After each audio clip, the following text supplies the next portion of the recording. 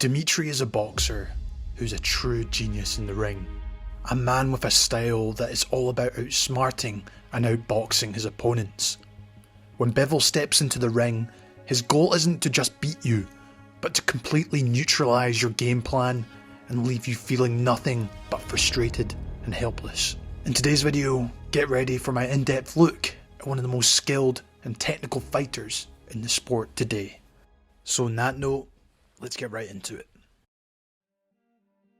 But first up, I wanted to take a look at his background and amateur career. Bivol is a stoic and interesting character with a diverse background. His father is of Moldovan descent and his mother of Korean. Dmitry is born and raised in Kyrgyzstan until the age of 11 before he moved to Russia. He began boxing at a very young age, at 6 years old, and quickly became a successful amateur before going on to win 2 world championships at junior level, before then going on to become a Russian national amateur champion in 2012 and 2014, finishing his amateur career with a very impressive record of 268 for 15.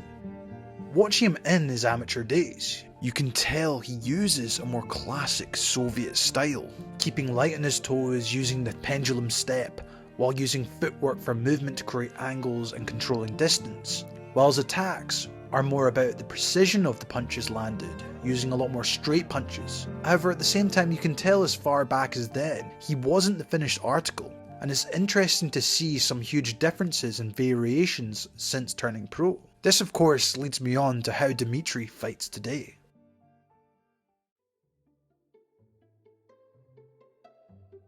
For me, Bivol is a front foot outboxer through and through, who looks to use range, timing and movement to win fights. It sometimes may not be the most entertaining, but if you love the intricate details of the sweet science or box yourself, you will no doubt have a great appreciation for this style. He does mix that Eastern European Soviet style using the good solid fundamentals. However, he does occasionally mix some of the flashy American style movements with a lower guard to help with things such as his balance to move quickly, counter-punching and unpredictability. Dmitry has even admitted in the past to being inspired to the likes of Roy Jones Jr. and Sugar Ray Leonard. And when I was young, I loved to watch fights. Roy Jones, Sugar Ray Leonard, they moved a lot, and I took a couple things from their fights, but I don't know how it called my style. But despite some of these added American inspirations, Bivol's style is still based off that disciplined Soviet approach that values technical proficiency, physical conditioning, and a disciplined ring IQ. This style allows Bivol to outbox his opponents and attack them when the opportunity arises. Whether he's facing off against an opponent with a more aggressive style or one who is more defensively minded, it doesn't matter, as he is always so disciplined in what he aims to do, so he can have the best chance of coming out on top. But now, it's important to look at the individual areas that have made him such a technical master. The jab and lead hand. As I mentioned before, Bivol is an outboxer fighter, and he's best when keeping at range using his lead hand as a primary weapon. This is very evident when you look at some of the stats compared to others in the sport today, where he will throw and connect his jab more often than not, landing it against larger opponents who struggle to counter his technical ability with it. He can get quite often compared to fencing with it, and like a fencer, a boxer who uses their lead hand effectively is able to lead the action, control the distance between themselves and their opponent, as well as create openings for attacks and defend against incoming punches. But in the case of the sweet science, you need to be able to read and react to your opponent's movements as well, using quick footwork and precise hand movements to keep themselves out of harm's way and control the flow of the fight. However, in terms of Bivol, the reason he is so successful at landing on opponents is he is mixing up his jab by using lots of variations with it, such as going to the body, doubling up his jab to different locations, constantly feinting to keep his opponent guessing, throwing things like the spear jab to get through the guard from a different angle, circling to his left with the jab to set up his right hand, or even use arm control to steer away his opponent and set up shots. The other thing Bivol likes to do is occupy the guard of his opponent by leading with the jab before going around the guard with wide hooks.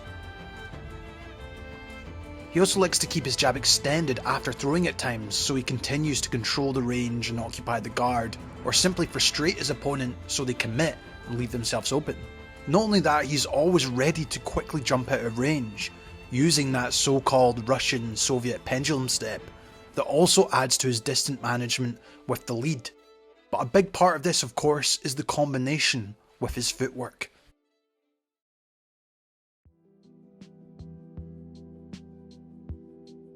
When we think of Bivol's footwork, it's first important to consider his stance. He stands from an orthodox position using quite a wide bladed stance, where he looks to transfer his weight swiftly between each leg, thus giving him the ability to quickly move linearly or laterally out or in position.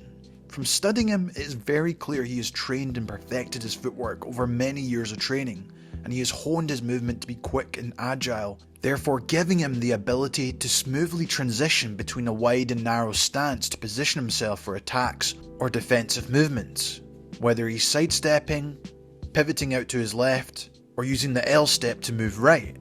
Bivol is always in control of his movement. This consequently allows him to move effectively around the ring or off the ropes to try and retake the centre ring and assert his dominance again. His footwork therefore controls the distance, the pace, and helps set up counter-attacks by making his competitors fall short. In terms of more offensive work, Dmitry Bivol's footwork is notable for being able to hold his ground, apply pressure, but also unpredictability. So rather than relying on using a pendulum step constantly, which could be seen in his amateur days, Bivol now uses it selectively, often in combination with feints to put his opponent on the back foot or in the ropes, or in other instances, when he does attack, he employs the bouncing in and out movement, sometimes committing, sometimes not, making it difficult for opponents to anticipate his next move. And of course, this is very reminiscent of Manny Pacquiao's style and how he would attack opponents. This allows Dmitry to avoid getting hit cleanly with power shots, while also allowing him to quickly return fire. In my opinion, I think Bivol teaches us a good lesson about when to use the pendulum step, using it more situationally instead of making it part of your whole style. This is something fighters can fall victim to, as they use it too often, or make it become an unnecessary habit, as they can get timed with punches if used at the wrong time, especially against better or elite level fighters who can identify and look to counter this. However, there are some exceptions to fighters who use it successfully often, but overall it's Bivol's ability to change his rhythm in the ring and keep his opponents guessing as his key success in the squared circle. Rhythm and ring IQ. Rhythm in boxing refers to the timing of repeated movement patterns. When I think of a boxer who uses this almost perfectly, I can't help but think of Dmitry Bivol.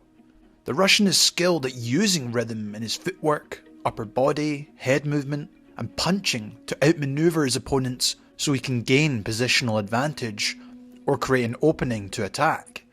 Or in other words, he breaks his opponent's rhythm with his own, meaning they are unable to time or land their own punches on him. For example, if you combine the Canelo and Zurdo Ramirez fights together, they threw a combined 1,373 punches against Bivol, but they only landed 191 of them, a measly 14.7%. But how did he do this, you may ask? Well, one of the key ways that Bivol uses his rhythm to win fights is by staying out of range and keeping himself in the centre ring. He's fantastic at resetting himself to retake control of the centre ring by using feints and the jab to frustrate and create openings for his own shots. Also switches between different approaches in the ring, going from a quick explosive front foot combination puncher to moving and boxing on the outside using different feints with his feet, lead hand and upper body. This ability to change his approach allows him to control the fight and outbox his opponent all night. It's not about being constantly erratic like Joe Frazier for example, but instead choosing the right moment to change his rhythm pattern. Overall, Bivol's use of rhythm and ring IQ is what makes him so good, as he uses his skills and strategic thinking to control his opponent and adapt to the different situations thrown at him. where he's able to really outmaneuver and outlast almost any opponent. Defense and countering. Now, a lot of what I've talked about so far does contribute towards Bivol's defense. However, there are other methods he uses to stop his opponents from connecting so often. Now yes, his footwork is probably one of the biggest factors, but it's also important to look at other areas of his guard. Bivol will tend to opt for a higher guard defense at a mid to close range. When using the high guard, he will keep his hands close to his face to protect against hooks, or use his right hand to parry away jabs thrown at him. Using the guard in the right situation alongside the subtle linear footwork makes it even more difficult to break through the guard at any point, and quite often is just a way to set up a return counter-attack. I also think just his use of framing with the lead hand helps to stop his opponent's attack, as this itself acts as a shield and a way to set up the right hand. In terms of his counter-punching, you will see him look to catch and counter with the guard as he perfectly times his opponent with a return left straight or left hook. Remember what I said at the start of this video? He leaves them nothing but frustrated and helpless. This therefore makes them open up, or be too overly cautious, giving Bivol the chance to attack. But I also can't ignore his quick reactions as well, where he'll just look to slip a jab before returning with a timely left hook. Bivol's counter-punching is truly a thing of beauty. His timing is impeccable, and his ability to land the left hook with precision is a testament to his genius in the ring. Punch combinations and precision. Now the final part I want to discuss is his beautiful combination punching. Overall, I would actually say Bivol is a very cautious fighter, and although sometimes he likes to be on the front foot, he is always really waiting just for the right time to attack his opponents with his own. What I've noticed though is he almost always tries to occupy the guard to narrow it, before quickly firing a left hook around the guard, before then going back to straight punches again. He'll even slightly change the trajectory of the punches at times, making it even more difficult for opponents to react, anticipate, block, or defend against. But for whatever reason, he doesn't continue to keep going with an attack. He'll stay disciplined. He'll then start boxing on the back foot again, no doubt making his opponent even more unsure or frustrated about where his next combination will come from. The other thing I love about when Bivol throws these combinations, it almost acts as if he's training with the double end or cobra bag. Each punch perfectly timed, delivered with precision and power, all while landing accurately and effectively. Final thoughts. In 2022, Dmitry Bivol finally got his chance to prove to the world just how good he really is. With his impressive combination of technical skills, physical conditioning and ring IQ, and just the dedication of his craft to the sport, Bivol is now a formidable force for anyone in the sport of boxing. His ability to change rhythm in the ring and make the right decisions in almost every situation has made him such a difficult opponent to face. Whether he's fighting on the outside or in the centre of the ring, Bivol is a master at outboxing his opponents and demonstrating superior skills.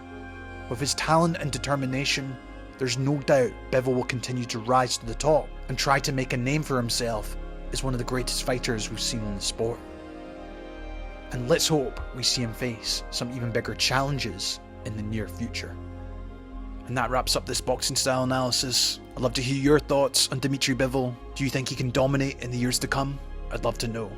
This has been Jamie from Boxing Life. Thank you so much for watching, and I'll see you in the next one. I'll let Bivol say the final words. No, when I was young, my first coach said me that you have a talent. You can be the famous people. You can be the famous boxer. Most of the thing which I wanna do, this is realize my potential and show my boxing skills as many people as I can. I wanna that people see my fights and then they will be glad to watch my fight.